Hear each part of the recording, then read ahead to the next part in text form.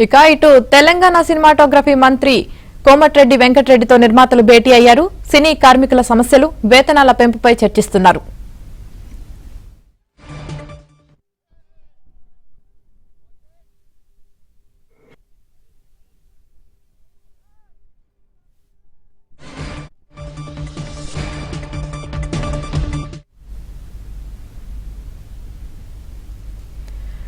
Telangana cinematography మంత్రి కోమటిరెడ్డి వెంకటరెడ్డితో నిర్మాతలు భేటీ అయ్యారు. ఇక దీనికి సంబంధించి పూర్తి సమాచారం మా ప్రతినిధి నర్సింగ్రావు అందిస్తారు. నర్సింగ్రావు.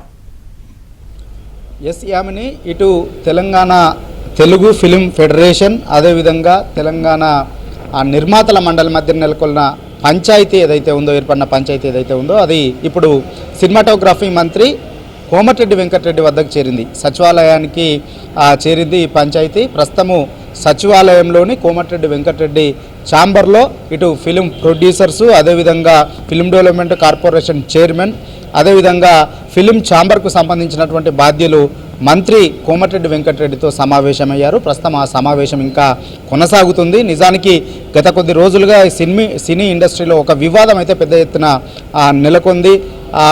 కార్మికులు సమ్మెలోకి వెళ్తామని చెప్పి హెచ్చరించినటువంటి నేపథ్యంలో ఈ వివాదం ఇప్పుడు మంత్రి వద్దకు చేరింది. అయితే ఈ వివాదానికి కారణం ఏంటి, అసలు దాని సమస్య పరిష్కారానికి మార్గాలేంటి అనేటువంటి దానిపైన ఇప్పుడు మంత్రి కోమటిరెడ్డి ఫోకస్ పెట్టారు. ఆయన దగ్గర జరుగుతున్నటువంటి చర్చలో ప్రధానంగా అసలు సినీ పరిశ్రమలో సమస్యకు మూల కారణం ఏంటి, దాని పరిష్కార మార్గాలేంటి అనేటువంటి దానిపైన వీరితో చర్చలు అయితే ప్రస్తుతానికి జరుపుతున్నారు.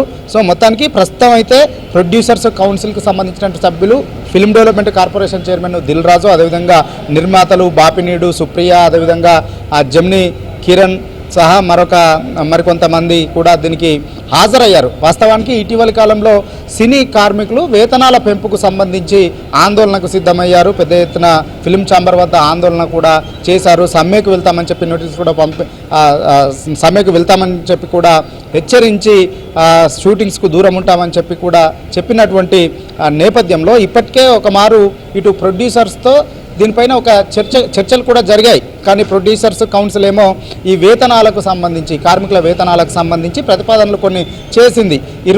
ప్రతిరోజు 2500 రూపాయలకు సంబంధించి తీసుకునేటువంటి వేతనం తీసుకునేటువంటి కార్మికుల విషయంలో ఏ విధంగా ముందుకు వెళ్ళాలి, 3 గ్రేడ్లుగా విభజించింది. 2000 తీసుకునేటువంటి వారి విషయంలో, 1000 రూపాయలు ప్రతిరోజు వేతనం తీసుకునేటువంటి వారి విషయంలో ఏ విధంగా ముందుకు వెళ్ళాలనేటువంటి దానిపైన ఒక 3 ప్రతిపాదనల్ని ఫెడరేషన్ ముందు పెట్టింది. కానీ ఫెడరేషన్ మాత్రము దానికి అంగీకరించలేదు. దీంతో ఈ వివాదము చిలికి గాలివానగా మారి ఒక సంక్షోభం వైపు దారితీస్తున్నటువంటి పరిస్థితి ఏర్పడింది సినిమా ఇండస్ట్రీలో. సో ఈ నేపథ్యంలో దీనికి ఫుల్ స్టాప్ పెట్టడానికి అవసరమైనటువంటి దానిపైన చర్చలు జరపడం కోసమైతే ఈరోజు మంత్రి వద్దకి పంచాయతీ చేరింది. ఈ పంచాయతీలో ప్రధానంగా ఇప్పుడు కౌన్సిల్, ప్రొడ్యూసర్స్ కౌన్సిల్కి సంబంధించినటువంటి వారి వాదనను వినిపిస్తున్నారు, సమస్యకు కారణాలను చెప్తా ఉన్నారు.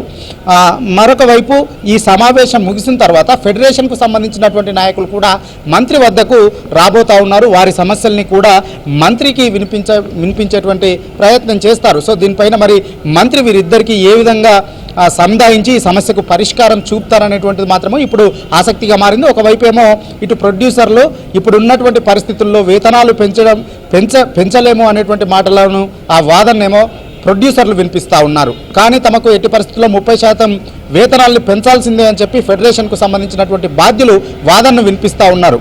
ఇది ఈ ఇద్దరి మధ్యన ఒక సయోధ్యన అయితే కుదరడం లేదు. సో ఈ నేపథ్యంలో ఇప్పుడు మంత్రి వద్దకు పంచాయతీ చేరింది. ఇప్పటికే ఒక మారు వాళ్ళు కూర్చొని మాట్లాడుకున్నారు, కానీ అక్కడ సయోధ్య కుదరలేదు. ఏది ఫెడరేషన్, అదేవిధంగా ప్రొడ్యూసర్కు సంబంధించినటువంటి బాధ్యులు. సో అక్కడ కుదరకపోవడంతో ఇప్పుడు ఇది ప్రభుత్వం వద్దకు చేరింది.